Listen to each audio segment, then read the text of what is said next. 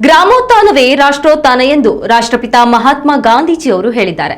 ಆದರೆ ರಾಜ್ಯದ ಹಲವು ಗ್ರಾಮ ಪಂಚಾಯಿತಿಗಳಲ್ಲಿ ಗ್ರಾಮೀಣ ಭಾಗದ ಜನತೆಗೆ ಸೂಕ್ತ ಆಡಳಿತ ನೀಡಲು ಅಧಿಕಾರಿಗಳೇ ಇರುವುದಿಲ್ಲ ಎಂಬ ದೂರುಗಳು ಕೇಳಿಬರುತ್ತಿದ್ದವು. ಈ ಹಿನ್ನೆಲೆಯಲ್ಲಿ ಸಾರ್ವಜನಿಕರಿಗೆ ಗ್ರಾಮ ಪಂಚಾಯತ್ ಅಧಿಕಾರಿಗಳು ಸಿಗಬೇಕು ಮತ್ತು ಆಡಳಿತದಲ್ಲಿ ಪಾರದರ್ಶಕತೆಯನ್ನು ತರುವ ಉದ್ದೇಶದಿಂದ ರಾಜ್ಯ ಸರ್ಕಾರ ಮಹತ್ವದ ಆದೇಶವೊಂದನ್ನು ಹೊರಡಿಸಿದೆ.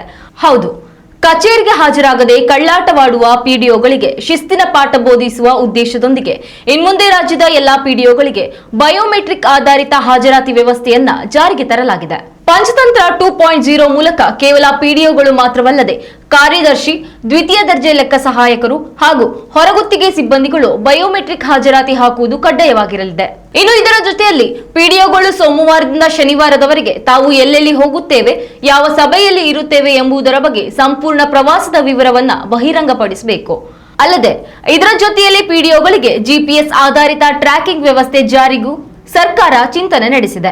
ಒಟ್ನಲ್ಲಿ ಅಧಿಕಾರಿಗಳು ಸಾರ್ವಜನಿಕರ ಕಣ್ತಪ್ಪಿಸಿ ಆಡಳಿತ ವ್ಯವಸ್ಥೆ ನಿಧಾನಗತಿಯಲ್ಲಿ ಸಾಗುವಂತೆ ಮಾಡಬಾರದು ಎಂಬ ಉದ್ದೇಶದೊಂದಿಗೆ ಸರ್ಕಾರ ಈ ಎಲ್ಲಾ ಕಟ್ಟುನಿಟ್ಟಿನ ಕ್ರಮಗಳನ್ನು ಕೈಗೊಂಡಿದೆ. ಉತ್ತಮ ಸಂಸ್ಕಾರಯುತ ಶಿಕ್ಷಣದೊಂದಿಗೆ VSS English medium CBSE school Udupi Muddur. ನರ್ಸರಿಯಿಂದ 10ನೇ ತರಗತಿವರೆಗೆ ಶಿಕ್ಷಣದ ಜೊತೆಗೆ 5ರಿಂದ 10ನೇ ತರಗತಿವರೆಗಿನ ವಿದ್ಯಾರ್ಥಿನಿಯರಿಗೆ ಉತ್ತಮ ಹಾಸ್ಟೆಲ್ ಸೌಲಭ್ಯವೂ ಇದೆ. ನಿಮ್ಮ ಮಕ್ಕಳ ಪ್ರವೇಶಾತಿಗಾಗಿ ಈ ಸಂಖ್ಯೆಗೆ ಕರೆ ಮಾಡಿ.